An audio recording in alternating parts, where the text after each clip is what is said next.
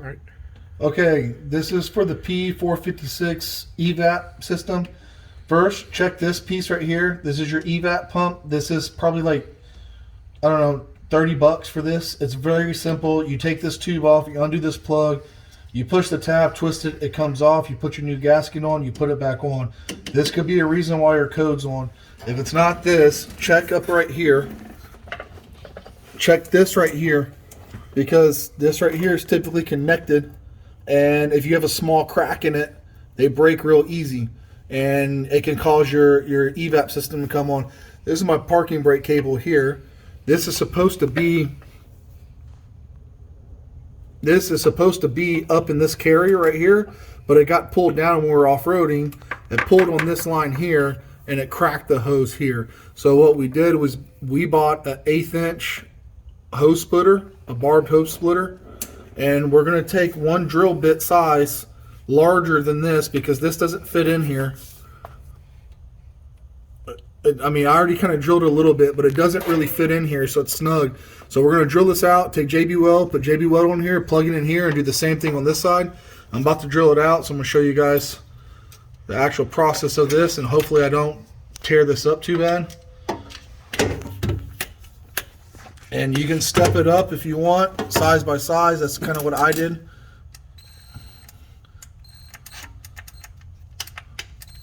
Try to do this without tearing this thing up. Just take it slow, you know. It's not a hurry. Forward, reverse, forward, reverse.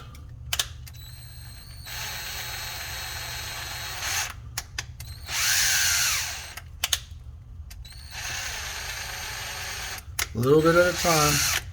Every time it goes a little bit further.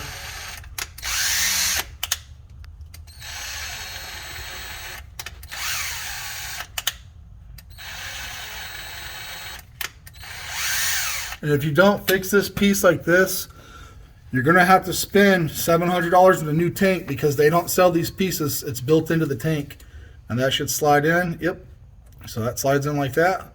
So now I'm going to take and do the top one there, because I tried forcing that little barb in earlier and it just felt like it was going to break. So I'm not trying to break this tank, I'm trying to fix the tank. So I'm going to drill it out a little bit, get a little bit size, and it could be the one on the back side, because you have another hose on the other side back there that's identical to this one. This is the easier one to get to. If it happens on that side, you might have to take your tank down to get to fix it.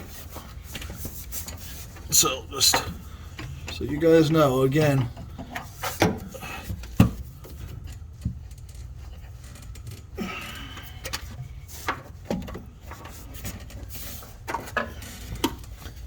kind of tight back here, but fortunately we can get in. See, the problem is I can't really see the way that I'm laying. You want to take it slow, not fast.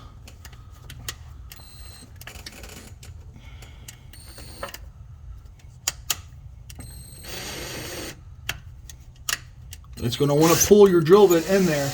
Don't let it pull your drill bit in. If you hammer on it, it's going to suck your drill bit in there. If it does, you can break the unit and push it all the way through, and guess what? Now you're buying the piece you're trying to fix. See, that might be just enough right there.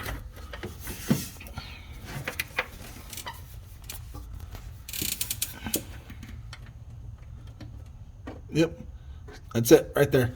So now I'm just going to put some JB weld on there and then put them back together. So let me get the JB weld, and then I'll show you all that part too. All right, now we're just going to take the JB weld after we mixed it up nice and good. We're just going to kind of drape it on there.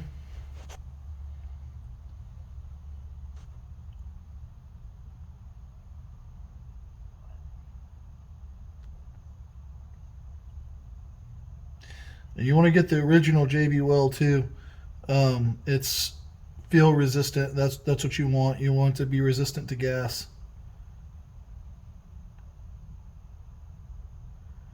All right, we'll call that good.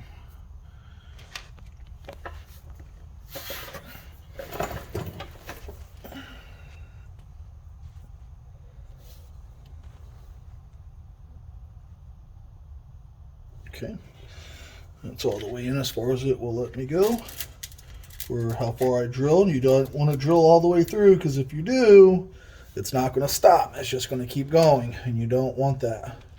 So now I want to take this and pop this on here too.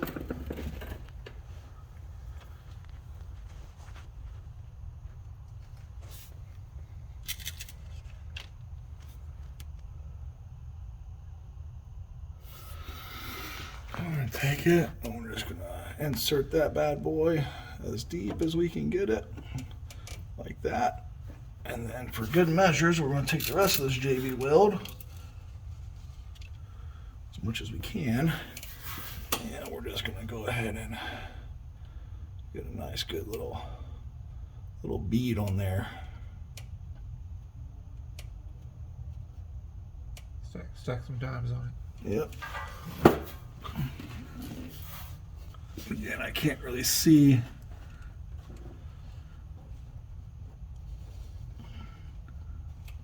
That's just gonna have to do.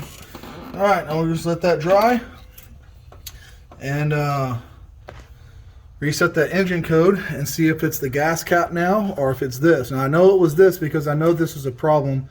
I already replaced the evap, the evap pump. The light still came on after about a week of resetting the code.